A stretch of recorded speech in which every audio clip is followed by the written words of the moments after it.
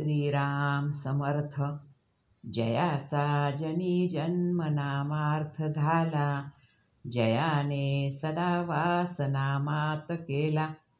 जयाच्या मुखी सर्वदा नाम कीर्ती, नमस्कार त्या ब्रह्मचैतन्य मूर्ती.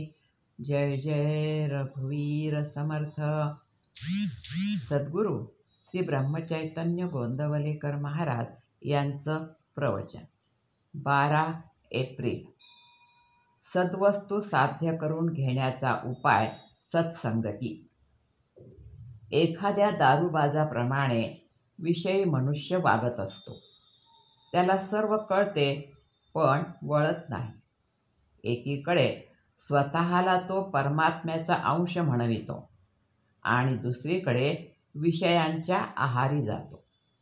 खरोखर भक्तीशिवाय सर्व काही वाया आहे.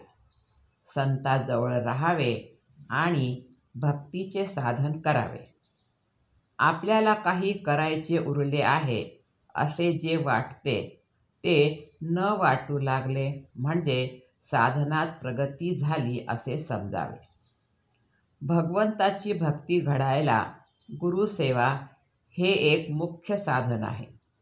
जो शिष्य आज्ञा पाळतो त्याला भेटणे गुरुला भागच पडते.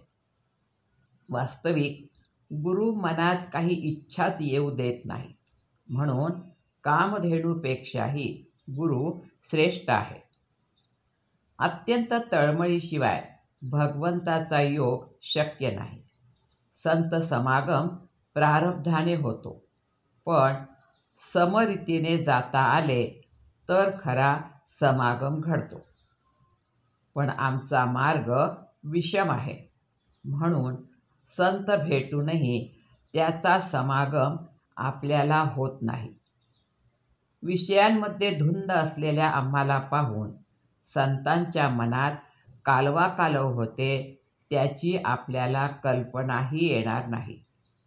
आपली बुद्धी आपल्याला समाधानाप्रत नेत नाही, तर दुसऱ्यांची मदत घेणे आवश्यक आहे.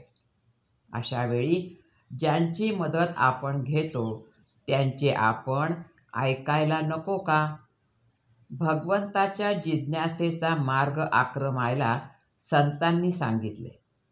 संतांना जिज्ञासा मूळचीच असते, आपल्याला ती नाही, म्हणून ती उत्पन्न करणे भाग आहे.